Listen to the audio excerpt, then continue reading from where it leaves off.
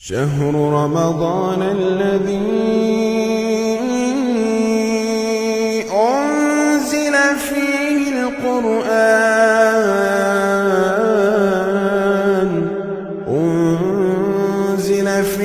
القرآن هدى للناس وبينات من الهدى والفرقان.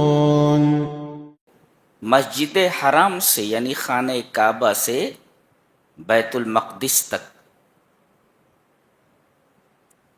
یعنی یہ سفر ایک مسجد سے شروع ہوا ہے اور ایک مسجد پر ختم ہو گیا. پہلی بات تو یہ معلوم.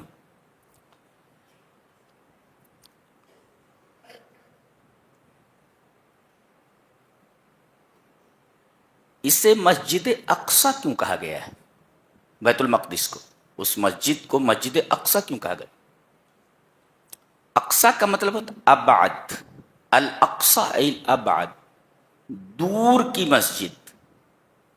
گویا یہ بتایا جا رہا ہے کہ مکہ سے بیت المقدس کا فاصلہ دور کا فاصلہ ہے. یہ فاصلہ کتنے دنوں کا ہے؟ بتایا گیا کہ یہ 40 دن کا فاصلہ ہے، 40 دن کی مسافت ہے. مکہ سے بیت الحرام سے مسجد اقصی تک کا جو سفر ہے وہ تقریباً 40 دنوں کا ہے. اسی وجہ سے اس مسجد کو دور کی مسجد کہا گیا، اقصی ای الابعد، ویری فار فرام مکہ. تو زمین سے زمین کا جو سفر ہے وہ اسرا کہلاتا ہے. مکہ سے فلسطین تک، جیروشلم تک، یہ سفر زمین سے زمین کا ہے. پھر بیت المقدس سے آسمانوں تک کا سفر معراج کہا جاتا ہے. اللہ تبارک و تعالیٰ نے اس کا تذکرہ سورہ نجم میں فرمایا ہے. یہاں اسرا کا بیان ہو رہا ہے. یقول بعض الناس ان الرحلۃ کانت رحلۃ منامیۃ. بعض لوگ کہتے ہیں کہ یہ جو سفر ہے یہ خواب کا سفر ہے. فأین المعجزہ فی کونہا منامیۃ. تو اس میں معجزہ کہاں ہوا؟ خواب میں تو آدمی کچھ بھی دیکھ سکتا ہے. اس کا مطلب یہ ہوا کہ یہ جو سفر ہے یہ جسد مع روح ہے، صرف روح کا سفر نہیں ہے بلکہ جسد مع روح کا سفر ہے. اسی وجہ سے یہاں عبد کہا گیا. اور عبد کا اطلاق، بندے کا اطلاق روح کے ساتھ ساتھ جسم پر بھی ہوتا ہے. جی اچھا، یہ سفر کرایا کس نے؟ بتایا گیا اسرا بعبدہ. یہ دنیا کا سب سے عجیب و غریب سفر ہے. 40 دن کا سفر لمحوں میں طے کیا گیا، اور پھر اس کے بعد بیت المقدس سے آسمانوں کا سفر بھی رات کے کچھ حصے میں ہوا. بس یہ ایک حیرت انگیز اور ایک حیرت ناک سفر ہے جو نبی کریم صلی اللہ علیہ وسلم کی نبوت کی ایک واضح دلیل ہے. اچھا، اتنا لمبا سفر تھوڑے سے وقت میں کیسے ممکن ہوا؟ بتایا گیا یہ سفر ہم نے کرایا ہے. کیا بات! اسرا، یہ سفر کس نے کرایا ہے؟ جس کے لیے کوئی چیز امپاسبل نہیں ہے، کوئی چیز ناممکن نہیں ہے. ہم ہر چیز پر قادر ہیں. تو اسرا، اس نے سفر کرایا. اچھا، تو سفر اس نے کرایا تو راستے میں جو رکاوٹیں رہتی ہیں کہ کئی بھئی بلندی پر پہنچ جانے کے بعد وہاں ہوا نہیں رہتی ہے، آکسیجن نہیں رہتا ہے، گرمی ہوتی ہے، تپش رہتی ہے، دنیا بھر کی پریشانیاں. یہ کیسے ممکن ہوا؟ بتایا گیا اس لیے کہ ہماری قدرت آپ کے ساتھ تھی. قدم قدم پر ہماری قدرت آپ کے ساتھ تھی، گویا ہم ساتھ تھے، جی ہماری قدرت ساتھ تھی، ہمارا علم ساتھ تھا. یہ ممکن اس وجہ سے ہوا، اسی وجہ سے بے لایا گیا، بے الصاق کے لیے. یعنی ہم آپ کے ساتھ تھے، کیا مطلب؟ یعنی ہماری قدرت، ہمارا علم قدم قدم پر ہر لمحے آپ کے ساتھ تھا. اچھا، اور یہاں کہا گیا اپنے بندے کو سیر کرایا. اپنا بندہ، یہاں جو اضافت ہے اضافت تشریفی ہے. اللہ اکبر، میرا بندہ. اچھا، یہاں یہ نہیں کہا لم یقل اسرا بنبیہ، لم یقل اسرا برسولہ، بل قال اسرا بعبد. یہاں یہ نہیں کہا کہ ہم نے اپنے رسول کو سیر کرایا، یہ نہیں کہا ہم نے اپنے نبی کو سیر کرایا، بلکہ یہ کہا کہ ہم نے اپنے بندے کو سیر کرایا. کیا مطلب ہے اس کا؟ مطلب یہ ہے کہ کوئی یہ نہ سمجھے کہ اتنی بلندی پر جانے کے بعد آپ بشریت کے دائرے سے نکل گئے، کچھ اور ہو گئے.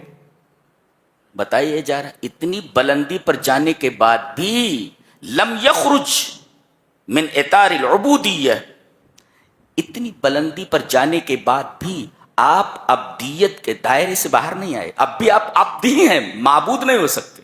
لہذا اس خیال کا پورا رد ہوا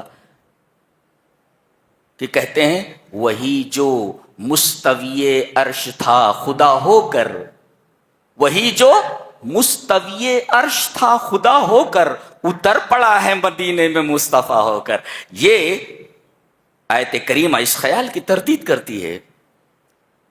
ان کا تو کہنا یہی ہوا جو عرش پر ہے وہی مدینے میں ہے، یعنی دونوں ایک ہی ہیں. ایسا نہیں ہوا، بلکہ معبود معبود ہے، عبد عبد ہے. اتنی بلندی پر جانے کے بعد بھی میرا رسول لم یخرج من حیز العبودیہ، عبدیت کے دائرے سے باہر نہیں نکلا.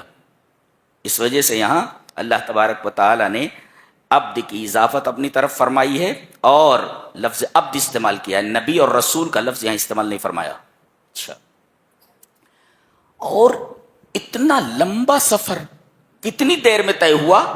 لیلن، عربی میں اس کو نکرہ کہتے ہیں. نکرہ کبھی کبھی تقلیل کے، تقلیل یعنی کم کرنے کے لیے، یعنی پوری رات نہیں لگی. لم یستغرق اللیل کلہ، پوری رات نہیں لگی، بلکہ لیلن یعنی بجزء قلیل من اللیل، رات کے ایک مختصر حصے میں، تھوڑے سے حصے میں اتنا لمبا سفر ہو گیا. اللہ، یہ ایک حیرت ناک سفر ہے. دنیا میں ایسا سفر آج تک نہیں ہوا ہے.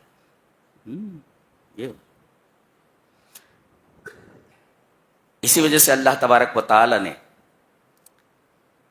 اس آیت کریمہ کا آغاز سبحانہ سے کیا ہے. پاک ہے وہ، ہر چیز پر قادر ہے وہ، پاک ہے وہ. تو سبحان الذی اسری بعبدہ، پاک ہے وہ ذات جس نے سیر کرایا اپنے بندے کو رات کے ایک تھوڑے سے حصے میں.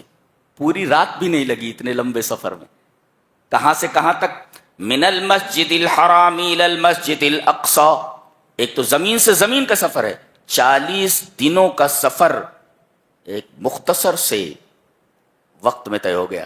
یہ زمین سے زمین کا سفر ہے. پھر اس کے بعد بیت المقدس سے آسمانوں کا سفر الگ ایک سفر ہے جس کو معراج کہتے ہیں. اب بتایا جا رہا ہے یہ جہاں آپ پہنچے ہیں، کہاں؟ بیت المقدس. آپ کو ایک مسجد سے دوسری مسجد تک کیوں لایا گیا؟ پہلے ڈائریکٹ آپ کو مسجد حرام سے آسمان پر اٹھایا جاتا، بیت المقدس لانے کی کیا ضرورت؟ اس لیے کہ خانہ کعبہ کا بڑا گہرا تعلق بیت المقدس سے ہے. اس لیے کہ بیت المقدس تمام انبیاء کرام کی مسجد رہی ہے. اور بتایا گیا کہ ان دونوں مسجدوں میں ایک چیز قدر مشترک ہے. کیا؟ کہ تمام انبیاء کرام نے توحید کی دعوت دی ہے. تو توحید کا جو تعلق ہے وہ اس مسجد کا اس مسجد سے بڑا گہرا ہے. کیا بات! اور فرمایا یہ جو جگہ ہے بیت المقدس، پتہ نہیں کیا حال ہے ابھی. اللہ نے فرمایا الذی بارکنا حولہ، ہم نے اس کے ارد گرد برکتیں رکھ دی ہیں. کیا بات! برکتوں کی دو قسمیں، برکات روحانیہ اور برکات دینیہ، برکات دینیہ روحانیہ اور برکات دنیاویہ، دنیاوی برکتیں بھی اور دینی برکتیں بھی۔ دینی برکت کیسے؟ بیت المقدس کے ارد گرد کی جو جگہ ہے، یہ جگہ مقرن للانبیاء، یہ انبیاء کرام کے رہنے کی جگہ تھی۔ یعنی بیت المقدس جو ہے، جو مسجد ہے، مسجد کے ارد گرد کو ہم نے مبارک بنایا۔ کیوں؟ اس لیے کہ یہ انبیاء کرام کے ٹھہرنے کی جگہ تھی، اور جہاں انبیاء کرام جیسی مقدس ہستیاں ٹھہریں وہ چیز مبارک ہو جایا کرتی ہے، چیز پاک ہو جاتی۔ دیکھیے بارک، اور نعمت دنیاویہ ہم نے رکھی ہے۔ آپ چاروں طرف دیکھیں بیت المقدس کے پورے فریش، کہیں نہریں بہ رہی ہیں، دور دور تک ہریالی ہی ہریالی ہے، پھل فروٹ کے بے شمار درخت آپ کو نظر آئیں گے، نہریں بہ رہی ہیں، پانی کی کمی نہیں ہے، پھلوں کی کمی نہیں ہے، کھیتیوں کی کمی نہیں ہے۔ تو دنیاوی برکتیں بھی اللہ تبارک و تعالی نے اس کے اطراف میں رکھی ہیں۔ بارکنا حولہ، حول کا مطلب ہوتا ہے سراؤنڈنگ، جی پورے سراؤنڈنگ میں ہم نے برکتیں رکھی ہوئی ہیں۔ اور یہ برکتیں دینی بھی اور دنیاوی بھی ہیں۔ دینی اس وجہ سے کہ یہ انبیاء کرام کے ٹھہرنے کی جگہ ہے، اور انبیاء کرام جیسی مبارک ہستیاں جہاں ٹھہریں وہ جگہ مبارک ہو جاتی ہے، برکت والی ہو جاتی ہے۔ اور دنیاوی برکتیں ایسی ہیں کہ کیا نہیں ہے وہاں، تمام پھل فروٹ کے درخت ہیں، نہریں بہ رہی ہیں۔ اللہ تبارک و تعالیٰ نے دنیاوی برکتیں بھی بہت رکھی۔ اب یہ اتنا لمبا سیر کیوں کرایا اللہ نے؟ سوال پیدا ہوا نا، زمین سے زمین کا سفر، مسجد حرام سے بیت المقدس تک 40 دنوں کا سفر ایک لمحے میں، اور پھر وہاں سے آسمانوں کا سفر۔ اتنا لمبا سفر کرانے کی کیا ضرورت تھی؟ اس کی وجہ بتائی جا رہی ہے۔ لی مانے ریزن بتایا جا رہا، اس لیے لِنُرِيَهُ مِنْ آیاتنا، ہم نے قرآن حکیم میں جو نشانیاں آپ کو بتائی ہیں اسے آپ اپنی آنکھوں سے دیکھ لیں۔ کیا بات! آسمان کے اندر کیا ہمیں معلوم نہیں، پہلے آسمان پر کیا ہے، دوسرے آسمان پر کیا ہے، ہمیں پتہ نہیں تھا کہ آسمان میں دروازے بھی ہیں۔ نبی نے بتایا کہ میں جب پہلے آسمان میں داخل ہوا تو پہلے دروازہ کھلوایا گیا۔ کون نے پوچھا گیا؟ کہا کہ جبرائیل ساتھ میں ہے۔ کہا کہ ساتھ میں کون ہے؟ کہا کہ محمد صلی اللہ علیہ وسلم۔ کہا بلائے گئے ہیں؟ جی ہاں بلائے گئے۔ دروازہ کھول دیا۔ یہ حدیث صحیح ہے۔ پتہ یہ چلا کہ آسمان میں دروازے بھی ہیں، ہمیں علم نہیں تھا، ہمارے نبی نے بتایا۔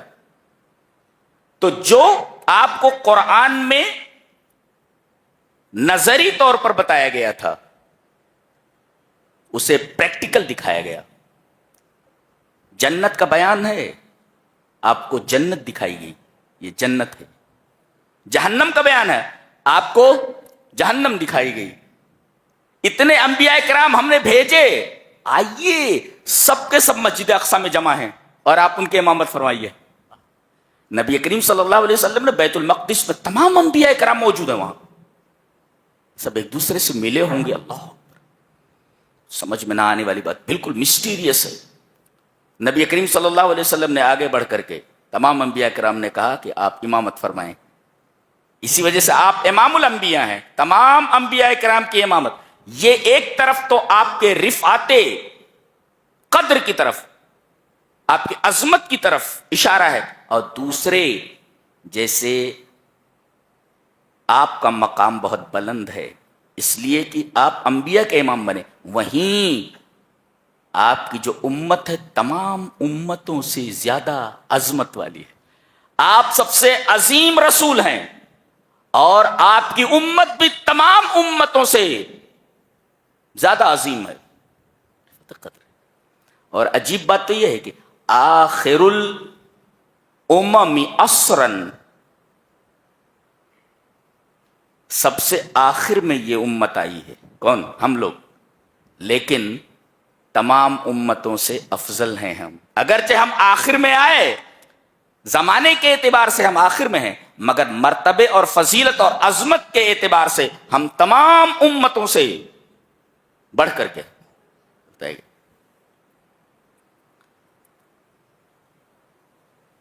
تو کس لیے بلایا گیا؟ لِنُرِيَهُ مِنْ آیَاتِنَا. اس میں ایک نکتہ اور بھی ہے، ہم آپ کو اپنی نشانیاں دکھائیں. یہ نہیں کہا کہ ہم یہ چاہتے ہیں کہ آپ ہمیں دیکھیں. لہذا جو یہ کہے کہ معراج میں رسول اللہ صلی اللہ علیہ وسلم نے اللہ کو اپنی سر کی آنکھوں سے دیکھا، وہ جھوٹ بولتا ہے. حضرت عائشہ رضی اللہ تعالیٰ عنہ کی روایت بخاری کتاب التوحید میں موجود ہے. حضرت عائشہ فرماتی ہے من حدثک ان محمدا رأى ربه فقد كذب وهو يقول لا تدرك الابصار. جو تم سے یہ کہے کہ محمد صلی اللہ علیہ وسلم نے اللہ کو اپنے سر کی آنکھوں سے دیکھا ہے، وہ جھوٹ بولتا ہے. اس لیے کہ قرآن اس کے برعکس بات کرتا ہے، کہتا ہے لا تدرک الابصار، اسے آنکھیں نہیں پا سکتی. جی جی، یہاں یہ کہا کہ ہم اپنی نشانیاں دکھانے کے لیے بلا رہے ہیں، اپنے آپ کو دکھانے کے لیے نہیں بلا رہے ہیں. ہم اپنی نشانیاں دکھانے کے لیے آپ کو بلا رہے ہیں. اگر ایسی بات ہوتی تو اتنی اہم بات کو کیوں چھوڑا جاتا؟ یہ ذکر کر دیا جاتا کہ ہم اپنی نشانیاں دکھانے کے لیے بلا رہے ہیں، اور ہم اس لیے بھی بلا رہے ہیں کہ آپ مجھے دیکھیں. اس کا تذکرہ تو ہے ہی نہیں، صرف نشانیوں کے دکھانے کا ذکر ہے. یہ دیکھ. اور انہ هو السمیع البصیر، وہ سننے والا بھی ہے اور دیکھنے والا بھی. یہ صفتیں کیوں لائی گئی؟ اس کے بعد اب جب جائیں گے اور لوگوں کے سامنے یہ واقعہ بیان کریں گے کہ میں رات کے ایک حصے میں مکہ سے بیت المقدس گیا، وہاں سے آسمانوں کا سفر میں نے کیا، کوئی آپ پر یقین نہیں کرے گا، کوئی آپ پر یقین نہیں کرے گا. تو اللہ نے فرمایا وہ السمیع، سننے والا ہے. کہ کون آپ کی تصدیق کرتا ہے؟ جیسے حضرت صدیق، آپ کی بیوی محترمہ حضرت خدیجۃ الکبریٰ رضی اللہ تعالی عنہ، کون تصدیق کرتا ہے اور کون آپ کی تکذیب کرتا ہے؟ یہ ہم سن رہے ہیں، سننے والے ہیں. اور بصیر، اور ہم دیکھ رہے ہیں کہ جو جس سزا کا مستحق ہے ہم اس کو سزا دیں گے، اور جو جس جزا کا مستحق ہے ہم اسے جزا دیں گے. اب غور سے دیکھیں، یہاں تذکرہ ہو رہا ہے اسرا کا، جو ایک حیرت انگیز سفر ہے. فوراً موسیٰ علیہ السلام کا ذکر ہوا کہ ہم نے انہیں کتاب دی. غور سے، ہم بہت غور سے یہ ذہن میں بٹھا کر جاؤ. آج وَآتَيْنَا مُوسَى الْكِتَابَ وَجَعَلْنَاهُ هُدًى لِبَنِي إِسْرَائِيلَ أَلَّا تَتَّخِذُوا مِن دُونِي وَكِيلًا. ہم نے موسیٰ کو کتاب دی، تورات. غور سے، وَجَعَلْنَاهُ هُدًى، اور ہم نے تورات کو، جو موسیٰ کی کتاب ہے، جو موسیٰ کو پر نازل ہوئی، اسے ہم نے ہدایت بنایا. کس کے لیے؟ لِبَنِي اسرائیل، بنی اسرائیل کے لیے. اور یہ کہا گیا اللہ تتخذوا من دونی وکیلا، میرے علاوہ تم کسی کو کارساز نہ بناؤ. آج لندن اور امریکہ کو وکیل بنا کر کے بیٹھے ہیں. کہا گیا تھا اللہ تتخذوا من دونی وکیلا، انہی کے بھروسے جی رہے ہیں. میرے علاوہ کسی کو کارساز مت بنانا. جی، اور مان بات یہ دیکھیں، یہاں پر یہ تذکرہ ہوا کہ ہم نے موسیٰ کو کتاب دی، یعنی تورات. اور آگے کہا جا رہا ہے، اللہ، بڑی عجیب بات ہے، ان ھذا القرآن یہدی للتی ہی اقوم، اور یہ قرآن ہدایت دیتا ہے سب سے زیادہ سیدھی چیز کی طرف. تورات کے بعد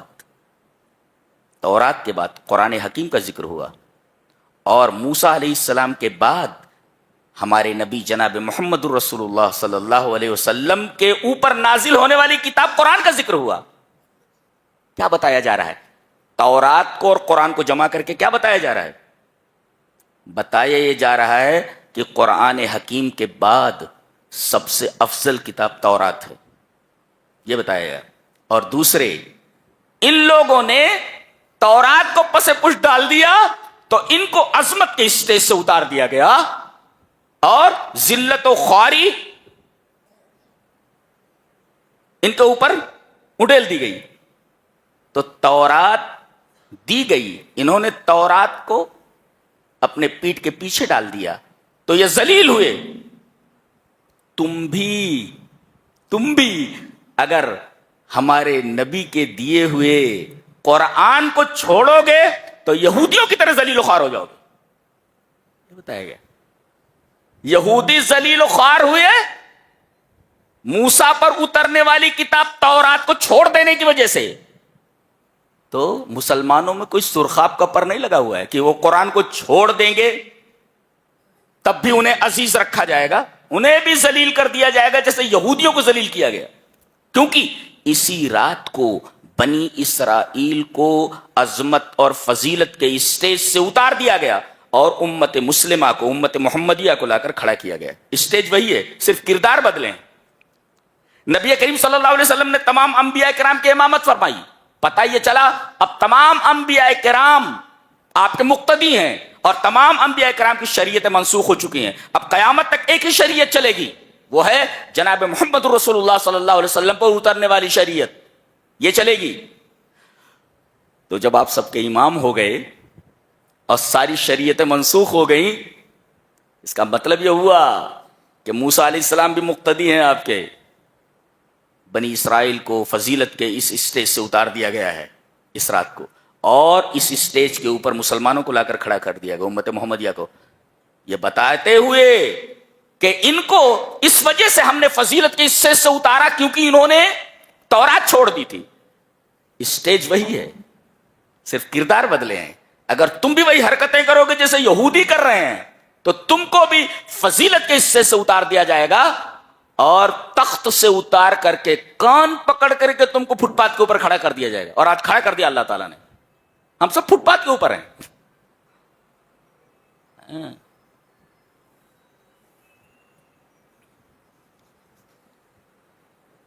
تو یہ تھا کہ حضرت موسیٰ علیہ السلام کے تذکرے کے بعد, تورات کا تذکرہ کرنے کے بعد قرآن حکیم کا تذکرہ کیوں کیا گیا. انہوں نے تورات کو چھوڑا تو ذلیل ہوئے, تم قرآن کو چھوڑو گے ذلیل و خوار ہو جاؤ. اسی وجہ سے تورات کو اور قرآن کو ایک ساتھ ذکر فرمایا گیا یہاں پہ. اب آگے دیکھیے, یہ بنی اسرائیل, وَقَضَيْنَا إِلَى بَنِي إِسْرَائِيلَ فِي الْكِتَابِ لَتُفْسِدُنَّ فِي الْأَرْضِ مَرَّتَيْنِ وَلَتَعْلُنَّ عُلُوًّا كَبِيرًا. ایک ہسٹوری ہے, ایک تاریخ ہے. ہر نوجوان کو یہ تاریخ جاننا ضروری ہے. یہودیوں کی, مسلمانوں کو چاہیے کہ وہ اپنی تاریخ سے جڑے رہیں, اپنے ماضی سے جڑے رہیں. قرآن حکیم تاریخ بتاتا ہے یہاں سے کہ بنی اسرائیل کے بارے میں ہم نے فیصلہ کیا تھا, کتاب میں لکھ دیا تھا. کیا لکھ دیا تھا کتاب میں؟ لَتُفْسِدُنَّ فِي الْأَرْضِ مَرَّتَيْنِ, کہ تم زمین میں 2 مرتبہ فساد کرو گے. وَلَتَعْلُنَّ عُلُوًّا كَبِيرًا, اور تم بہت بڑی سرکشی کرو گے تم. اور دونوں مرتبہ ہم تمہیں تمہاری سرکشی کے موافق سزا دیں گے. جیسی تمہاری سرکشی, جس معیار کا تمہارا تمرد, اسی اعتبار کی سزا. 2 مرتبہ تم فساد کرو گے زمین میں. فساد کیا ہوا تھا؟ انہوں نے انبیاء کرام کو قتل کرنا شروع کیا. پہلے انہوں نے حضرت یشعیاہ کو اور ارمیاہ کو, یشعیاہ کو تو انہوں نے قتل کر دیا, جن کو شیعہ بھی بولتے ہیں, وہ ایک نبی تھے. وہ شعیا ان کا نام تھا, شعیا یا یشعیاہ ایسا کچھ بولتے ہیں ان کو, غالباً ہبری ہوئے وہ. تو انہوں نے شعیا نبی کو قتل کیا, اور ایک نبی تھے ارمیاہ, ان کو قید کر دیا. ایک کو قتل کیا, دوسرے کو قید کر دیا. اور یہ لوگوں کے اوپر ظلم ڈھانے لگے. تو ایک طرف تو لوگوں کے اوپر ظلم کرنا اور دوسری طرف انبیاء کرام کو قتل کرنا, یہ بہت بڑا گناہ تھا. اللہ تبارک و تعالی نے سب سے پہلے اس پہلی حرکت کی وجہ سے سزا دی کہ بابل کا, عراق میں ہے بابل, جہاں وہ 2 فرشتے اتارے گئے تھے. بابل کے اندر ایک بادشاہ تھا جس کا نام بخت نصر تھا. یہ مجوسی تھا, آتش پرست تھا، آگ کو پوجنے والا تھا. یہ ایک بڑا لشکر لے کر کے فلسطین کے اوپر حملہ آور ہوا. اللہ تبارک تعالیٰ نے فرمایا دیکھو فَإِذَا جَاءَ وَعْدُ أُولَاهُمَا بَعَثْنَا عَلَيْكُمْ عِبَادًا لَّنَا أُولِي بَأْسٍ شَدِيدٍ فَجَاسُوا خِلَالَ الدِّيَارِ وَكَانَ وَعْدًا مَّفْعُولًا. ہم نے جو کتاب میں لکھ دیا تھا، جو وعدہ کیا تھا، وہ وعدہ پورا ہوا. کیسے؟ جب پہلا معاملہ آیا، پہلا وعدہ آیا ان دونوں میں سے، تو ہم نے اپنے طاقتور بندوں کو تمہارے اوپر بھیج دیا. طاقتور بندے، لیکن عبادنا نہیں کہا، عباد لنا کہا. بیچ میں لام کی فصل ہے. یعنی یہ ہمارے طاقتور بندے تو تھے، لیکن یہ مجھے ماننے والے نہیں تھے. یہ آگ کی پرستش کرنے والے تھے، لیکن طاقتور تھے. تو ہم نے اپنے بندوں نہیں، بلکہ عبادنا کہنے کے بجائے عباد لنا کہا. میرے نافرمان بندے لیکن طاقتور تھے. تم نے نافرمانی کی تو نافرمان بندوں کو ہم نے تمہارے اوپر مسلط کر دیا. آج وہی حال ہے. ہم نے نافرمانی کی ہے تو اللہ کے جو نافرمان ہیں ان کو ہمارے اوپر مسلط کر دیا گیا ہے. وہی حرکت انہوں نے جو کی تھی وہ حرکت ہم دوہرا رہے ہیں. لہذا ان کے اوپر ایسے لوگوں کو مسلط کیا گیا جو پاور میں تھے، جو طاقتور تھے اور مسلمان نہیں تھے. ان کو مسلط کر دیا گیا ان کے اوپر.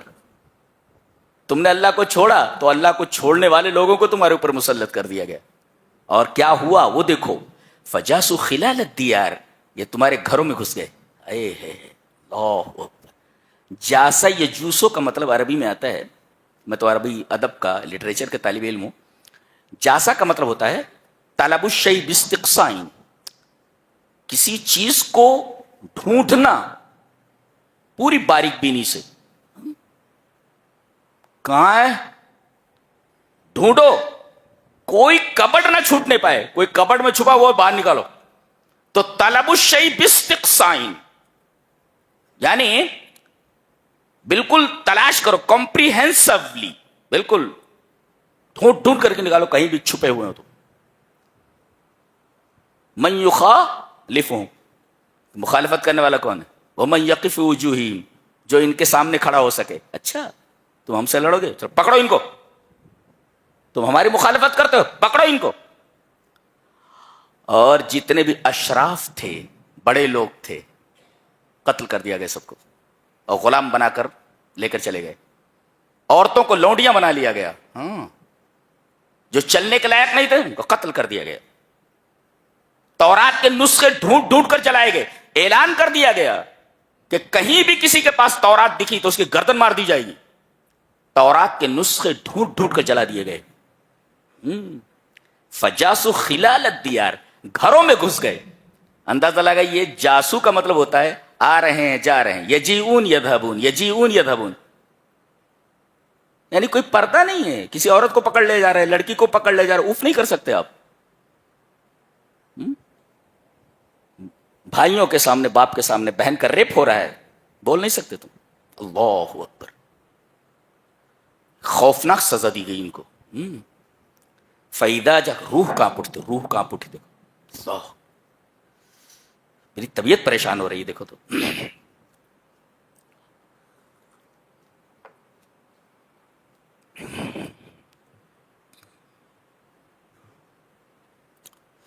فَإِذَا جَاءَ وَعْدُ أُولَاهُمَا بَعَثْنَا عَلَيْكُمْ عِبَادًا لَّنَا أُولِي بَأْسٍ شَدِيدٍ فَجَاسُوا خِلَالَ الدِّيَارِ، گھروں میں گھس گئے. وَكَانَ وَعْدًا مَّفْعُولًا، یہ پہلا وعدہ اللہ کا پورا ہو کر رہا.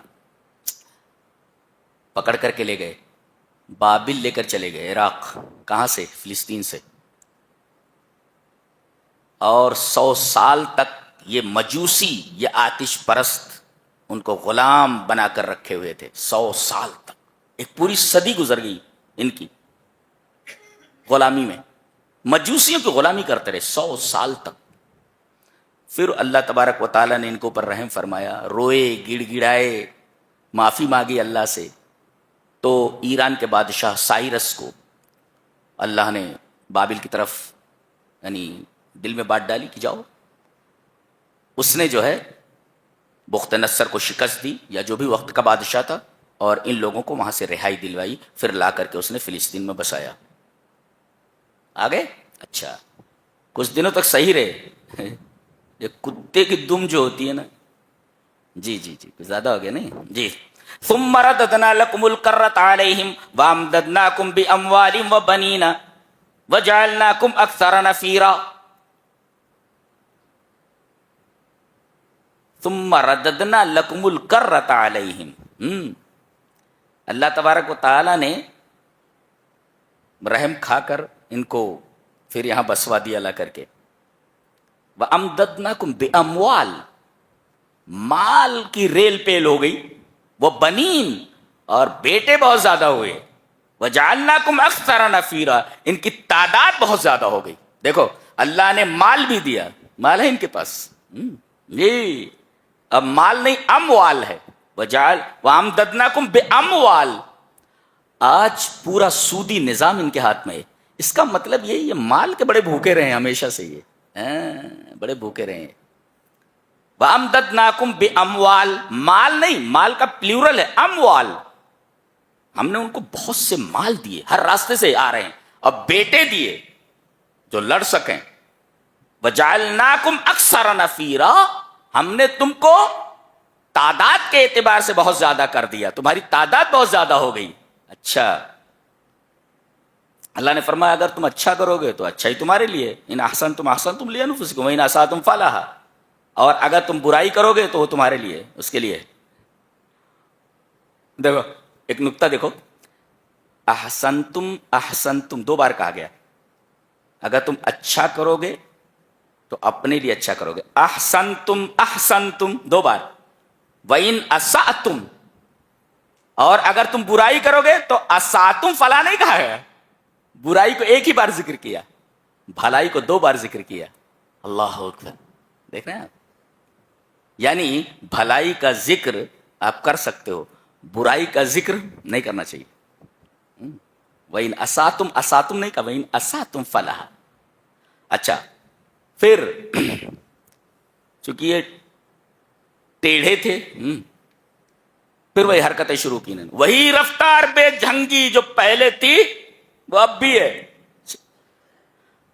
اب 2 مرتبہ فساد کرو گے. اس وقت انہوں نے حضرت یحییٰ کو قتل کیا, اور حضرت عیسیٰ علیہ السلام کے قتل کے در پہ ہوئے. حضرت یحییٰ تو قتل کر دیے گئے, شہید ہو گئے, مگر حضرت عیسیٰ علیہ السلام کو اللہ تبارک و تعالیٰ نے آسمان پر اٹھا لیا. جی جی, نبی کریم صلی اللہ علیہ وسلم نے اسی رات, معراج کی رات کو, حضرت عیسیٰ سے ملاقات کی ہے. آپ ملاقات کر کے آئے. لِنُرِيَهُ مِنْ آيَاتِنَا, جو ہم لوگ پڑھ رہے ہیں وہ سب ہمارا نبی دیکھ کر کے آیا ہے. یہ مقام ہے ہمارے نبی کا.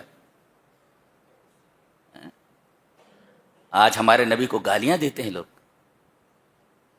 آپ کے پیروں کی دھول تو چھوڑو, اس کے نیچے تو دھول ہے, اس کے نیچے جو دھول ہے, اس کے نیچے تو دھول, تحت ثری تک پہنچ جاؤ, اس دھول کے برابر نہیں ہو سکتے تم. وہ مقام ہے ہمارے نبی کا, اور تم اتنی بلندی تک جا ہی نہیں سکتے. تم نے آج تک جتنی ٹیکنالوجیز تیار کی ہیں, ساری ٹیکنالوجی نبی کریم صلی اللہ علیہ وسلم کے اس سفر کے سامنے ہیچ ہے. تم کوئی ایسی تیز رفتار راکٹ یا سواری نہیں بنا سکتے جو اتنے لمبے فاصلے کو طے کر سکے. بچے ہو تم, ہمارا نبی اتنی بلندی پر پہنچا ہے, تم تو چند سیاروں سے آگے نہیں نکل سکتے. ہمارا نبی تو پتہ ہی نہیں جیسا, لفظوں میں نہیں بیان کیا جا سکتا آپ کی بلندی کو. ساری ٹیکنالوجیز اس سفر کے سامنے ہیچ ہے. جب دوسری چیز کا وعدہ آیا, اس لیے کہ پہلی مرتبہ فساد کیا تو بابل کا بادشاہ بخت نصر آیا اور ان کی اینٹ سے اینٹ بجا دی. دوسری مرتبہ جب انہوں نے شرارت کی تو اللہ تبارک و تعالی نے رومز کے بادشاہ کو بھیجا. روم کے, بعض لوگوں نے اس کا نام فاقس ابن استیانوس لکھا ہے, بعض لوگوں نے تیتاؤس لکھا ہے, بعض لوگ انگریزی میں اسے ٹائٹس کہتے ہیں. جی, روم سے آیا وہ, اور اس نے ایسی سزا دی لیسوء وجوہکم, تاکہ وہ تمہارے چہرے کو بگاڑ دے, پورا کر. یہ چہرے کا لفظ کیوں لایا گیا؟ بتایا گیا نفسیاتی اثر کی طرف اشارہ ہے کہ آدمی کے دل میں جو کچھ ہوتا ہے چہرے کے ذریعے اس کے اثر کو جان لیا جاتا ہے. گویا کہ the face is index of mind. چہرہ جو ہوتا ہے نا وہ اندروں کا آئینہ دار ہوتا ہے. تو آدمی کے دل میں جتنا غم ہو چہرے کے اوپر ظاہر ہو جاتا ہے. خوشی ہو تو خوشی چہرے سے ظاہر ہو جاتی ہے, اور غم ہو تو غم بھی ظاہر ہو جاتا ہے. اتنا غم ان کو ہوا, اتنا خوف ان کو ہوا کہ یہ جہاں دیکھے جاتے ان کے چہرے سے خوف ٹپکتا ہوا دکھائی دیتا. ان کے چہرے بگڑ گئے تھے, ایسی سزا دی گئی ان کو. بے شمار لوگوں کو قتل کیا گیا, بیت المقدس کو ڈھا دیا گیا, اور خاص طور سے اس مسجد کا تذکرہ کیا گیا. لِيَسُوءُوا وُجُوهَكُمْ وَلِيَدْخُلُوا الْمَسْجِدَ كَمَا دَخَلُوا. یہ جو مسلمان نہیں تھے یہ مسجد میں داخل ہو گئے, بیت المقدس میں, کما دخلو, جیسا کہ یہ داخل ہوتے تھے اس میں. جہاں تم عبادت کرتے تھے وہاں دوسرے لوگ گھس گئے. دل تڑپ اٹھتا ہے. قرآن حکیم نے جو تاریخ بتائی ہے, اجمالاً بیان کیا ہے, کمال کا بیان کیا ہے. جی, وَلِيَدْخُلُوا الْمَسْجِدَ كَمَا دَخَلُوهُ أَوَّلَ مَرَّةٍ وَلِيُتَبِّرُوا مَا عَلَوْا تَتْبِيرًا. پہلے جو لوگ آئے تھے وہ بھی مسجد میں گھس گئے تھے, اور اس مرتبہ بھی یہ مسجدوں میں گھس گئے.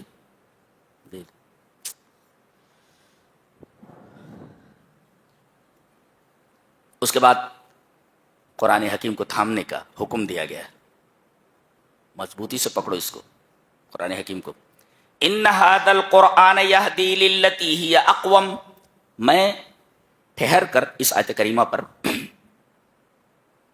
کچھ وضاحت کرنا چاہوں گا. قرآن حکیم کے بارے میں کہا گیا یہ ہدایت دیتا ہے, رہنمائی کرتا ہے اقوم کی طرف. اقوم یہ اس میں تفصیل ہے, یعنی دوسرے کے مقابل میں سیدھا. پتہ یہ چلا دنیا کے جتنے بھی راستے ہیں سب کے سب ٹیڑھے ہیں, سیدھا ایک ہی راستہ ہے جو قرآن حکیم بتاتا ہے. اللہ, یہ کتنا بڑا احسان ہے قرآن کا کہ دنیا کے اندر جتنے ٹیڑھے راستے ہیں ان کے مقابل میں بالکل سیدھا جو راستہ, اقوم اقوم من غیرہا, اس کے علاوہ جتنے بھی راستے ہیں ان سب راستوں سے جو ٹیڑھے ہیں سیدھا ایک ہی راستہ ہے. قرآن حکیم اس سیدھے راستے کی طرف ہماری رہنمائی کرتا ہے. یہ غور ہے.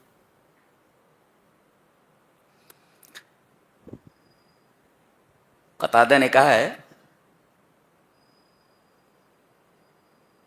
اس کے بارے میں بڑی پیاری بات ایک صاحب نے کہی ہے, ان ھذا القرآن یہدی للتی ہی اقوم. پہلی چیز تو یہ کہ تمام راستے ٹیڑھے ہیں اور یہ سیدھے راستے کی طرف یہ سیدھا راستہ کون سا ہے اس کی طرف رہنمائی کرتا ہے.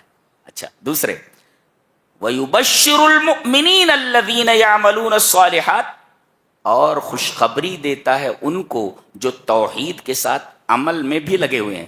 بعض لوگ توحید کے اوپر تکیہ کیے ہوئے ہیں کہ ہمارے پاس توحید ہے, ہم کو عمل کرنے کی ضرورت نہیں ہے. یہاں بتایا گیا کہ توحید کے ساتھ ساتھ تمہاری زندگیوں میں نیک اعمال بھی ہونے چاہیے. وَيُبَشِّرُ الْمُؤْمِنِينَ الَّذِينَ يَعْمَلُونَ الصَّالِحَاتِ. تو اگر آپ توحید کے ساتھ ساتھ نیکی کے کاموں پر کاربند ہیں, آپ کا مقام ان لہم اجرن کبیرہ. اجرن کبیر ای الجنہ, یعنی سب سے بڑا اجر آپ کو دیا جانے والا ہے اور سب سے بڑا اجر جنت ہے. اب یہ قرآن آپ کو سیدھے راستے پر لا کر کھڑا کر دے رہا ہے. اب مومنوں کو چاہیے کہ توحید پر کاربند رہیں اور نیک اعمال کرتے رہیں. نتیجہ ان لہم اجرن کبیرہ, ان کے لیے سب سے بڑا اجر یعنی جنت ہے. اس کے بعد ایک بڑی حیرت انگیز بات بتائی جا رہی ہے, غور سے دیکھو. وَإِذَا أَرَدْنَا أَن نُهْلِكَ قَرْيَةً أَمَرْنَا مُتْرَفِيهَا فَفَسَقُوا فِيهَا فَحَقَّ عَلَيْهَا الْقَوْلُ فَدَمَّرْنَاهَا تَدْمِيرًا. ایک اصول ہے, ضابطہ ہے, ایک رول بتایا گیا کہ جب ہم کسی بستی کو تباہ کرنے کا ارادہ کرتے ہیں کہ ہمیں اس بستی کو تباہ کرنا ہے, اس بستی کو ملیمیٹ کر دینا ہے, تو ہم کیا کرتے ہیں؟ امرنا مترفیہا, تو اس بستی کے جو خوشحال لوگ ہیں، مترف اے اب ترت ہو النعمت وسعت العیش، یعنی مترف لوگ، مترف دیکھو، مترف امرنا مترفیہ، تو ما معنی المترف؟ مترف کسے کہتے ہیں؟ مترف کہتے ہیں کہ نعمت نے اور فراخی عیش نے، زندگی کی کشادگی نے ان کو مغرور بنا دیا ہے اور اللہ کی نعمت سے ناشکری کرنا سکھا دیا ہے۔ تو اللہ کی نعمت کا شکر نہ ادا کرنے والے اور دولت جو ملی ہے، جو فراخی ملی ہے، اس پر تکبر کرنے والے لوگ، یہ دو چیزیں۔ آدمی کو جب فراخی عیش ملے، نعمت ملے، تو اس پر شکر کرنا چاہیے۔ انہوں نے نعمت کا شکر ادا نہیں کیا، بلکہ نعمت کے اوپر مغرور ہو کر کے دوسروں کے اوپر ظلم کرنے لگے۔ تو کیا ہوا؟ گناہ چند لوگ کر رہے ہیں نا، خوشحال لوگ۔ سزا کس کو دی جا رہی ہے؟ پورے گاؤں کو سزا دی جا رہی ہے۔ یہ بڑی حیرت انگیز بات نہیں دیکھ رہے آپ؟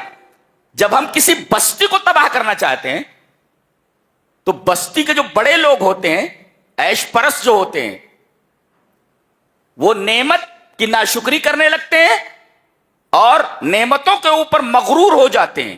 دیکھو گناہ یہ کر رہے ہیں چند لوگ، اور تباہ کر دی جا رہی ہے پوری بستی۔ وَإِذَا أَرَدْنَا أَن نُهْلِكَ قَرْيَةً، ہول ٹاؤن، پورا کا پورا شہر، پوری کی پوری بستی تباہ کر دی جا رہی ہے۔ کسی مفسر نے بڑا اچھا لکھا ہے کہ ہذا اشارۃ، یہ اشارہ ہے اس بات کی طرف ان عاقبت فساد اولی الامر لا تقتصر علیہم وحدہم بل تمتد الی قریتہم، ایسے کچھ ہے کہ گاؤں کے بڑے لوگ اگر خراب ہو جاتے ہیں تو ان کی یہ خرابی انہی پر منحصر نہیں ہوتی ہے، بلکہ یہ پوری کی پوری خرابی پورے گاؤں پر آ جاتی ہے۔ ہاں، یہ بڑی خطرناک بات ہے۔ لہذا اللہ گاؤں میں اگر کسی آدمی کو نعمت عطا فرمائے تو اسے چاہیے کہ وہ نعمت کا شکر ادا کرے اور اپنے جامے سے باہر نہ نکلے، ورنہ اس کا اثر صرف اسی کے اوپر نہیں رہے گا بلکہ پھیل کر کے پورے گاؤں کے اوپر آ جائے گا۔ گناہ کرنے والے چند لوگ، سزا پوری بستی کو دی جا رہی ہے۔ وَإِذَا أَرَدْنَا أَن نُهْلِكَ قَرْيَةً، پوری بستی تباہ کر دی گئی۔ عجیب بات۔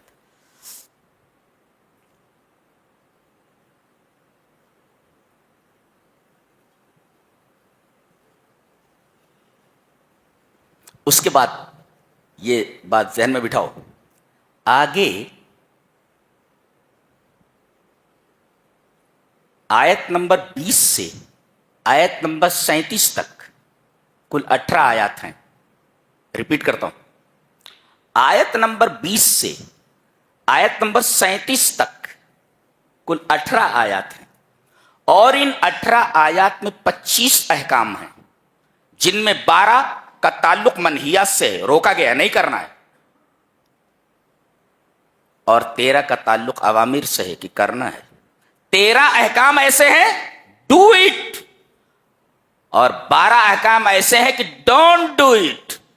تو گویا کہ 13 احکام کا تعلق منہیات سے ہے اور 12 احکام کا تعلق اوامر سے ہے، کرنے کا ہے۔ اچھا،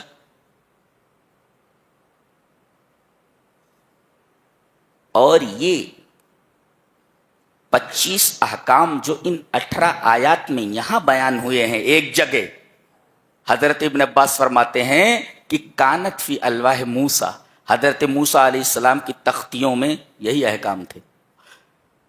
جتنے احکام اللہ تبارک و تعالیٰ نے صرف 18 آیات کے اندر بیان کیا ہے، یہی سارے احکام پورے تورات میں تھے۔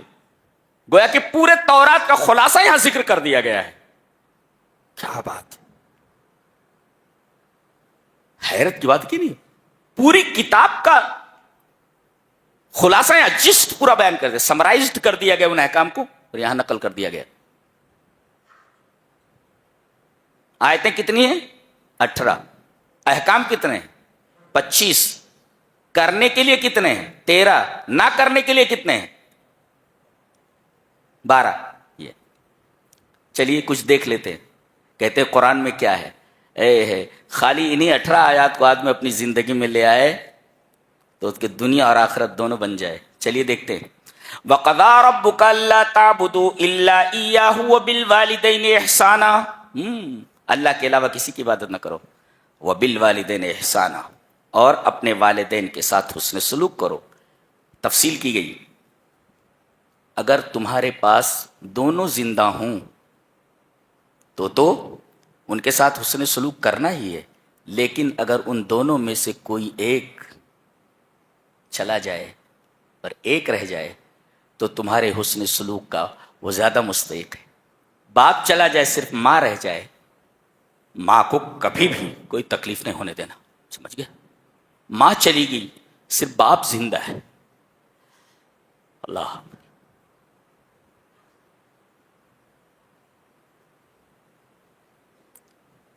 بہو سے کوئی تکلیف ہو گئی تو کم سے کم ماں بیان کر سکتی تھی اپنے شوہر سے، بڈھے سے۔ بوڑھے کو اگر بیٹے سے کوئی تکلیف ہو گئی تو اپنے جیون ساتھی سے، اس ہم سفر سے بیان کر سکتا۔ اب تو ایک چلا گیا، وہ دل کا درد بیان کرے تو کس سے کرے؟ دل کا درد بیان کرے تو کس سے کرے؟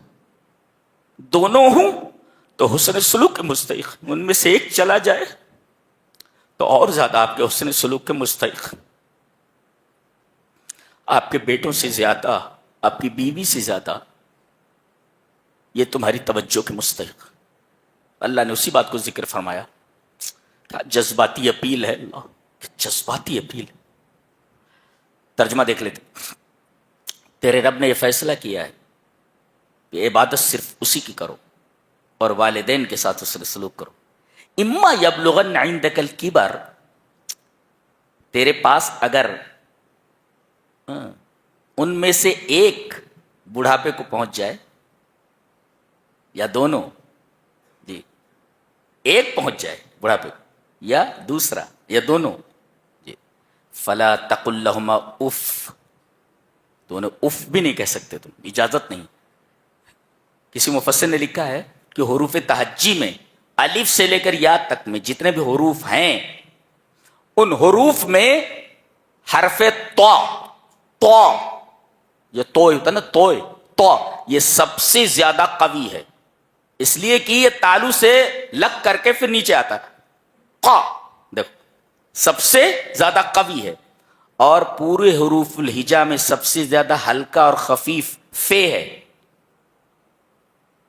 تو سب سے خفیف اور ہلکا حرف بھی ماں باپ کے سامنے بولنے سے منع کر دیا گیا ہے، تو اس سے زیادہ قوی، اس سے زیادہ اقوی حرف کیسے استعمال کر سکتے ہو؟ اف نہیں کہہ سکتے، اور اف جو ہے یہ سب سے ہلکا اور خفیف لیٹر ہے،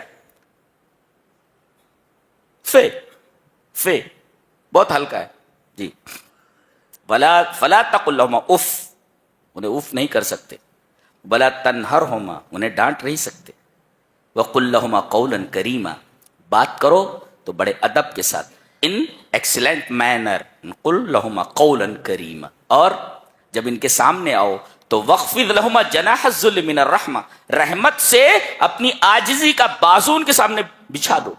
دیکھو یہاں پر آدمی کو پرندے سے تشبیہ دی گئی، پرندہ جب اڑتا ہے تو اپنے پروں کو کھول لیتا ہے، جناح مانے بازو، پر وہاں لفظ لائے گئے، اپنے پر کو جھکائے رکھو۔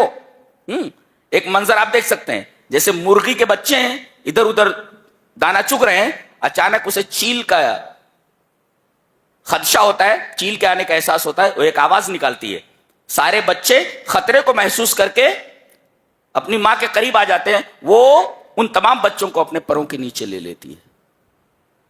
بالکل اسی طریقے سے آپ اپنے ماں باپ کو اپنی عاجزی کے پروں کے نیچے رکھو۔ ایک جب پرندہ اڑتا ہے تو پر کو کھول لیتا ہے، اور جب نیچے آتا ہے تو پر کو سمیٹ لیتا ہے, سیدھا آتا ہے. یہ طریقہ. جب اوپر جاتا ہے بلندی کی طرف تو پر کو کھول لیتا ہے, اور جب اوپر سے نیچے آتا ہے تو پروں کو سمیٹ لیتا ہے, ڈائریکٹ نیچے کی طرف آتا ہے. فرمایا گیا وَخْفِضْ لَهُمَا جَنَاحَ الذُّلِّ مِنَ الرَّحْمَةِ, جیسے پرندہ اوپر سے آتا ہے تو پر کو سمیٹ لیتا ہے, ایسے کھولتا نہیں ہے. ایسے ہی تم اپنے ماں باپ کے سامنے جب آؤ تو تمہارے پورے بدن کے اوپر ایک عاجزانہ کیفیت ہونی چاہیے. آپ اپنے ماں باپ کے سامنے بڑے ادب کے ساتھ کھڑے ہو, بہت قربانیاں دی ہیں انہوں نے, آپ کو کیا معلوم, آپ کو کیا معلوم. بڑے ہو جاتے ہو تو کہتے ہو ابا کو کیا معلوم, امی کو کیا معلوم. واہ بھی واہ, احسان فراموش کہیں کا. ابا کو کیا معلوم, امی کو کیا معلوم.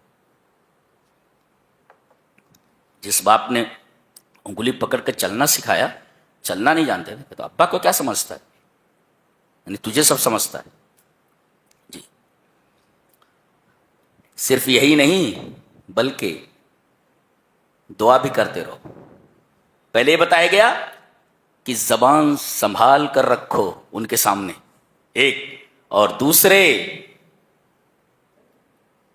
اپنے فعل کو بھی سنبھال کر رکھو, قول کو بھی سنبھال کر رکھو اور اپنے فعل کو بھی سنبھال کر رکھو. اور تیسرے دعا کرتے رہو وَقُلْ رَبِّ ارْحَمْهُمَا كَمَا رَبَّيَانِي صَغِيرًا, میرے رب ان دونوں کے اوپر رحم فرما جیسے کہ بچپن میں ان دونوں نے میری پرورش کی ہے. یہ تو ماں باپ کے ساتھ اس نے سلوک. اچھا, آگے کہا جا رہا ہے وَآتِ ذَا الْقُرْبَى حَقَّهُ, رشتے داروں کو ان کا حق دے دو. کیا تعلیم ہے. بہن پریشان ہے, اپنے مال کا ایک حصہ, رمضان آ رہا ہے نا, مسجد کے اندر تو آپ کو دینا ہی ہے, مسجد کی ضرورت ہے تو مسجد, دیکھو مسجد میں گھس گئے وہ لوگ, مسجد کا تذکرہ, تو مسجد کا خاص خیال رکھنا. ابھی جب نیچے جاؤ نا تو پوری جیب خالی کر کے جاؤ, پوری جیب خالی کر کے جاؤ, نہیں تو لکھا کر جاؤ 50,000 دیتا ہوں, 1,00,000 دیتا ہوں, دے کر کے جاؤ نیچے. تو وَآتِ ذَا الْقُرْبَى حَقَّهُ, رشتے داروں کو ان کا حق دے دو. بہن غریب ہے, زکوٰۃ کی مستحق ہے, زکوٰۃ بھی دو, صدقہ بھی دو, اور تحفہ بھی دو. زکوٰۃ کی مستحق ہے, زکوٰۃ دے دو. صدقے کی مستحق ہے, صدقہ دے دو. تحفہ بھی لے جا کر کے دے دو. جی جی, بھائی ہے, غریب ہے, اس کی مدد کرو, رشتے دار ہے تمہارا. کیا تعلیم ہے بھائی, کیا تعلیم.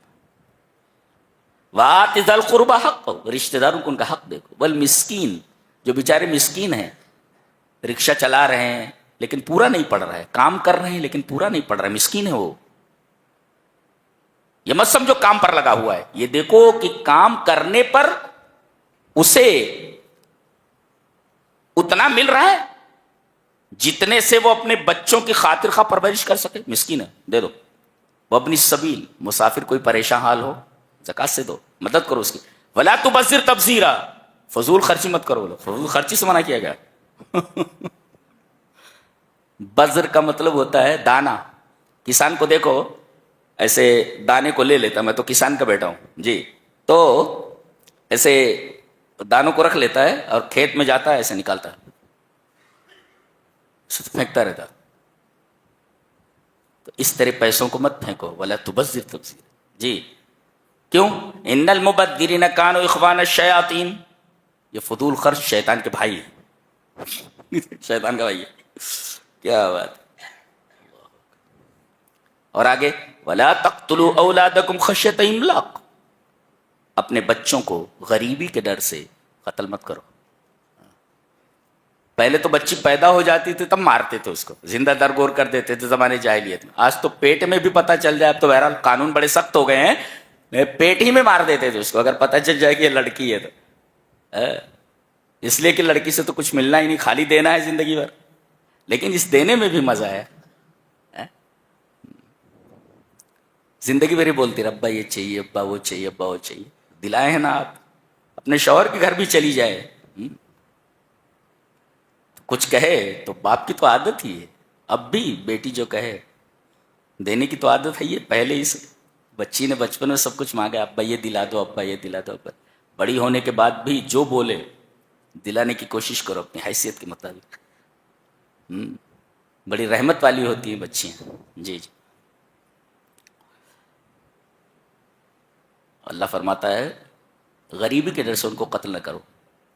نحن نرزقہم وایاکم، روزی دینے والے تو ہم ہیں، تم کو بھی دیتے اس کو بھی دیتے ہیں. تم روزی دیتے ہو، روزی ہم دیتے ہیں تم کو بھی اور ان کو بھی. کیا بات ہے. اور آگے فرمایا گیا ولا تقربوا الزنا، بدکاری کے قریب مت جاؤ، زنا کے قریب مت جاؤ. آگے ولا تقتلوا النفس التي حرم اللہ الا بالحق، مرڈر نہ کرو کسی کا. جی جی، مرڈر نہیں کرنا.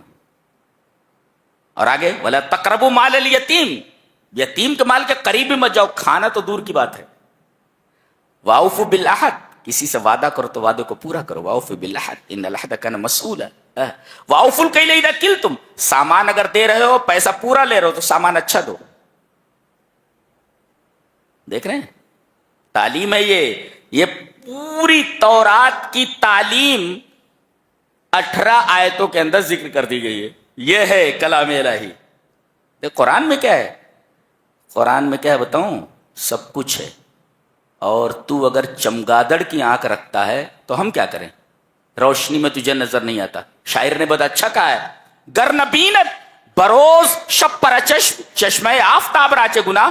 اگر دن میں چمگادڑ کو کچھ دکھائی نہیں دیتا تو اس میں سورج کا کیا گناہ ہے؟ سورج کی کیا خطا ہے؟ خطا تو تیری آنکھ کی ہے. تجھے قرآن حکیم میں اگر خرابیاں نظر آ رہی ہیں تو یہ تیری آنکھ کی خرابی ہے. گر نبینت بروز شب پر چشم چشمہ آفتاب راچے گناہ، کہ اگر تیری آنکھیں چمگادڑ کی آنکھیں ہیں اور دن میں کچھ چمگادڑ دیکھ نہیں سکتا تو اس میں آفتاب کے چشمے کا کیا گناہ ہے؟ سورج کو تو نکلنا ہی ہے. تیری آنکھوں کی خطا ہے یہ کہ تجھے روشنی میں کچھ نظر نہیں آتا. تو ایسے بہت سارے اندھے موجود ہیں، بہت سارے اندھے موجود ہیں جنہیں قرآن حکیم میں کچھ دکھتا نہیں. آگے دیکھو بڑی پیاری بات کہی گئی وَلَا تَقْفُ مَا لَيْسَ لَكَ بِهِ عِلْمٌ، جس چیز کا تمہیں علم نہ ہو اس کے پیچھے مت پڑو. کیا بات. آگے فرمایا گیا وَلَا تَمْشِ فِي الْأَرْضِ مَرَحًا، زمین میں اکڑ کر مت چل. إِنَّكَ لَن تَخْرِقَ الْأَرْضَ وَلَن تَبْلُغَ الْجِبَالَ طُولًا، زمین کو پھاڑ دے گا کیا یا پہاڑوں پر پہنچ جائے گا؟ تو زمین پر اکڑ کر کے مت چل. اللہ اکبر، سبحان اللہ. یہ تعلیمات 25 احکام ہیں. 13 ہیں ڈو اٹ، 12 ہیں ڈونٹ ڈو اٹ، اور 18 آیات کے اندر 25 احکام ہیں. اور حضرت ابن عباس کے قول کے مطابق یہ پوری کی پوری تورات ان 18 آیتوں کے اندر سمو دی گئی ہے.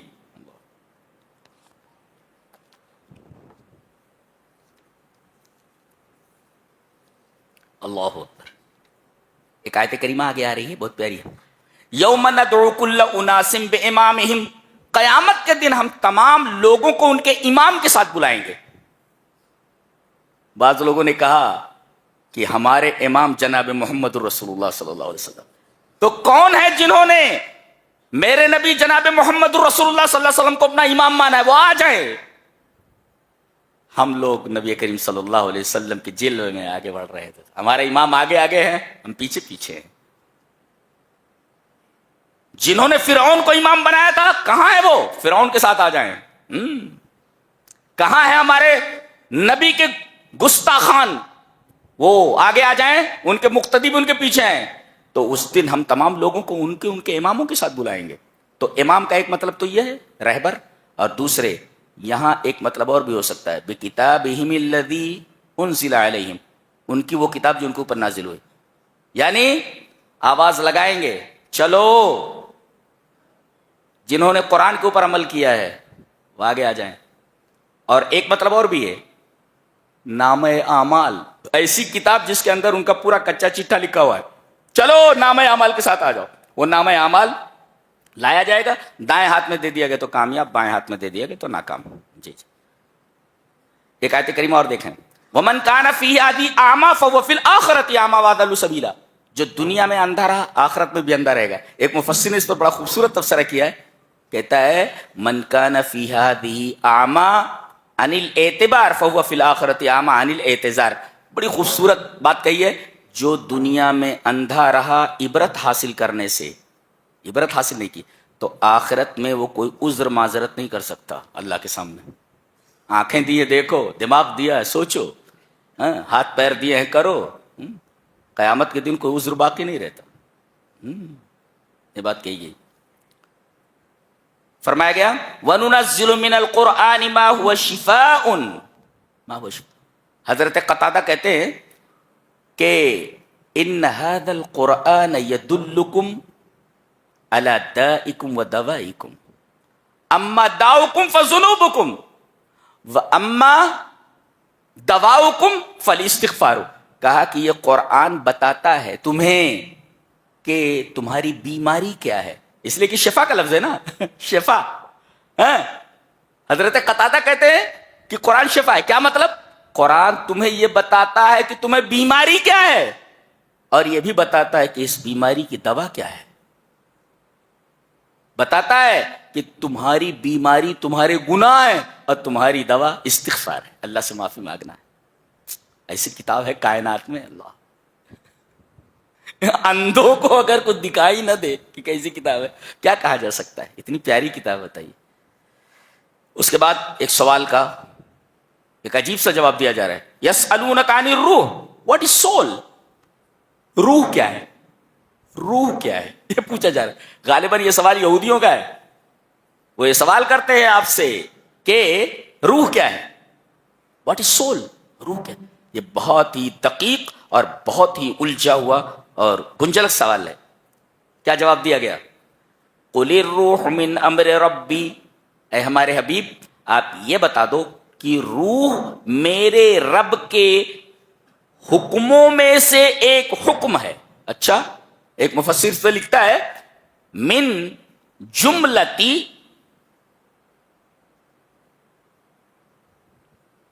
کہ وہ تمام چیزیں جن کا اللہ تبارک و تعالی نے حکم دیا ہے، من جملتی ما امرہ اللہ ان تکون فکانت. یہ تفسیرہ ہے کہ اللہ تعالی نے چیزوں کو حکم دیا کہ ہو جا تو وہ چیز ہو گئی. ایسے ہی روح بھی ایک امر ہے کہ اللہ نے کہا ہو جا تو ہو گئی. من جملت ما امرہ اللہ ان تکون فکانت. جیسے اور تمام چیزوں کے بارے میں اللہ نے کہا ہو جا تو وہ ہو گئی، ایسے ہی روح کے بارے میں فرمایا ہو جا، امر ہو جا، ہو گئی. تو اللہ تبارک و تعالی کے امروں میں سے ایک امر ہے اور مخلوق ہے. اللہ نے اس کو پیدا کیا ہے، یہ مخلوق ہے یہ. لیکن یہ بدن میں کیسے آتی ہے پتہ نہیں، اور بدن میں آتی کیسے، آنے کی کیفیت معلوم نہیں، اور دوسرے اس کی حقیقت کیا ہے یہ معلوم نہیں. آپ کسی مشین کو دیکھیں، مشین بن کر تیار ہے، مشین بن کر تیار ہے، اب چلنا ہے اسے، برابر ہے. اس کو ایک تار کے ذریعے کرنٹ کو اس سے کنیکٹ کر دیا گیا ہے. آپ نے بٹن دبایا، کرنٹ اس میں سے آیا اور مشین کو اس نے چالو کر دیا. اب یہ کرنٹ کیا ہے بنانے والے کو بھی آج تک سمجھ میں نہیں آیا کہ ہے کیا، یہ اس کی حقیقت کیا ہے. اس کی توجیہ تو کر سکتا ہے، ہو سکتا ہے یہ ہو سکتا ہے یہ ہو سکتا ہے، لیکن روح کی حقیقت کسی کو معلوم ہے؟ اللہ کے علاوہ کسی کو علم نہیں ہے. قل الروح من امر ربی، یہ جواب دے کر کے چھوڑ دیا گیا کہ جیسے اور تمام چیزوں کے بارے میں اللہ نے کہا ہو جا تو ہو گئی، ایسے ہی روح کے بارے میں کہا ہو جا تو ہو گئی. گویا روح کی حقیقت کے بارے میں سوال کیا گیا تھا، لیکن سوال غلط تھا. نبی کریم صلی اللہ علیہ وسلم نے ایسا جواب دیا جو اس کے لیے مفید تھا. لہذا کوئی آپ سے ایسا سوال کرے جو اس کے لیے مفید نہ ہو تو آپ اس سوال کے جواب میں کوئی مفید چیز بتائیں جو اس کے لیے نافع ہو. جی، تو روح اللہ کے حکموں میں سے حکم ہے ایک، اور دوسرے روح کی حقیقت کیا ہے پتہ نہیں. روح بدن میں آتی کیسے معلوم نہیں، اس کی کن معلوم ہے، حقیقت معلوم نہیں. یہ دیکھے جواب دیا گیا. اس کے بعد سورہ کہف ہے، سورہ کہف ہے. اس میں 3 فتنوں کا بیان ہے. 3 فتنے ہیں یا 4 فتنے، چار. ایک ہے دین کا فتنہ، اور ایک ہے دولت کا فتنہ، مال کا فتنہ، اور ایک ہے علم کا فتنہ، اور ایک ہے اقتدار کا فتنہ. دین کے فتنے کا تعلق اصحاب کہف سے، اور مال کے فتنے کا تعلق اس نوجوان سے ہے جس نوجوان کا یہاں ذکر کیا گیا ہے کہ اس کا ایک باغ تھا اس کا. یہ مال کا فتنہ، اور کہتا تھا ما اظن ان تبید هذه ابدا، کہ یہ باغ کبھی بھی تباہ نہیں ہوگا. دیکھو، ایک ہے دین کا فتنہ، اس کا تعلق اصحاب کہف سے ہے کہ یہ ایمان والے ہو گئے. بادشاہ وقت نے ان کو پکڑوایا، بلایا، کہا کہ اپنے دین سے پھرو. تم نے کون سا دین قبول کر لیا ہے؟ آبا و اجداد کا دین چھوڑ کر کے. ہم تمہیں مہلت دیتے ہیں سوچنے سمجھنے کی. جب وہ الگ ہوئے، وَإِذِ اعْتَزَلْتُمُوهُمْ، تھوڑا الگ ہوئے، ان کو سوچنے سمجھنے کے لیے. وہ سب بڑے بڑے گھروں کے لڑکے تھے، اور سب بھاگ نکلے. بولے ہم اپنا گھر چھوڑ دیں گے، اپنا دیار چھوڑ دیں گے، لیکن توحید نہیں چھوڑیں گے.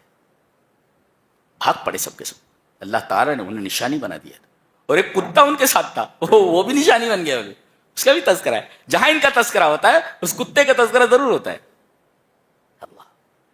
تو دین کا فتنہ، اس کا تعلق اصحاب کہف سے، اور مال کا فتنہ اس کا تعلق اس نوجوان سے ہے جس کا ذکر یہاں کیا گیا ہے کہ اس کا ایک باغ تھا. تذکرہ کیا گیا اس کا.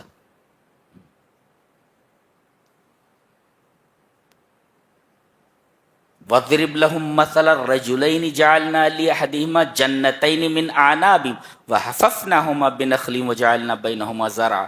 آپ دیکھیں گے کہ وہ باغ کیسا تھا. جی، اور اس کا دوست مسلمان تھا اور وہ کافر تھا. وہ باغ میں اپنے لائے دکھانے کے لیے، جیسے آج کل لوگ فارم ہاؤس وغیرہ بناتے ہیں نا، دکھاتے ہیں لا کر کے، ہم ہیں دیکھو ہمارا فارم ہاؤس ہے. مرے گا تو فارم ہاؤس میں دفن ہوگا کیا کہ خیرات کی جگہ میں دفن ہوگا؟ یہ میرا ہے، وہ تیرا ہے، یہ فارم ہاؤس، یہ گھر، لیکن دفن کہاں ہوتا ہے؟ خیرات کی جگہ میں، قبرستان میں. خیرات کی جگہ ہوتی ہے، لوگ دے دیتے ہیں. چلے زندگی بھر کرتا رہا یہ میرا ہے، یہ تیرا ہے. دفن کہاں ہوتا ہے؟ خیرات اور صدقات کی جگہ میں دفن ہوتا ہے. یہ زندگی کی حقیقت ہے. کچھ سمجھ میں آ رہا ہے؟ تو دین کا فتنہ، اس کا تعلق اصحاب کہف سے. مال کا فتنہ، اس کا تعلق اس نوجوان سے. جی، اس کے 2 باغ تھے انگوروں کے، اور اس میں کھجور کے بھی درخت تھے. بیچ میں جب کھیتی ہوتی بھی تھی، اور فصل بہت اچھی آتی تھی. کلتا الجنتین 2 باغ. اور وہ نشے میں آ کر کے بول رہا ہے، دیکھ رہا ہے کیسا باغ ہے میرا. کہا کہ اللہ کا شکر ادا کر. بولے اللہ کہاں سے آ گیا بیچ میں؟ یہ سب میری محنتوں کا نتیجہ ہے، اور مجھے یقین ہے کہ یہ باغ کبھی تباہ نہیں ہوگا. اللہ نے اس کے اوپر رات ہی میں ایک عذاب بھیج دیا، پورا باغ جل کر کے راکھ ہو گیا. جی، تو اس مال کے فتنے کا تعلق سے نوجوان سے جس کا تذکرہ یہاں کیا گیا ہے. علم کا فتنہ، اس کا تعلق حضرت موسیٰ اور خضر سے ہے. ایک دفعہ حضرت موسیٰ علیہ السلام نے ایک واعظ کہا، تقریر کی. تقریر بڑی اچھی تھی. ایک صاحب نے اٹھ کر کے کہا آپ دنیا کے سب سے بڑے عالم ہیں؟ کہا کہ ہاں، اور کیا، میں دنیا کا سب سے بڑا عالم ہوں. اللہ کو، حالانکہ حقیقت ہے، حالانکہ یہ بات حقیقت تھی. انبیاء بنی اسرائیل کا سب سے معزز نبی ہے. اتنا بڑا عالم کوئی نہیں ہے. انبیاء بنی اسرائیل کا سب سے معزز نبی ہے موسیٰ. کہا کہ ہاں میں دنیا کا سب سے بڑا عالم ہوں. اللہ تبارک تعالیٰ کو ان کی یہ ادا پسند نہیں آئی. کہا کہ مجموع البحرین پہ جا، جہاں 2 دریاؤں کا سنگم ہے، وہاں میرا ایک بندہ ملے گا، جب پتہ چل جائے گا علم کہتے کس کو ہے. ہم اس پر بعد میں بحث کریں گے. تو علم کا فتنہ، اس کا تعلق موسیٰ اور خضر سے. اور اقتدار کا، حکومت کا فتنہ، اس کا تعلق ذوالقرنین سے ہے، جس کا بیان آگے آ رہا ہے. تو انشاءاللہ ہم کل اس پر بحث کریں گے. بیٹھیں گے نا آپ لوگ؟ اللہ ہمیں نیک عمل اور اچھی سمجھ کی توفیق عطا فرمائے. وآخر دعوانا الحمدللہ رب العالمین. یہ تھا 15ویں پارے کا خلاصہ. اللہ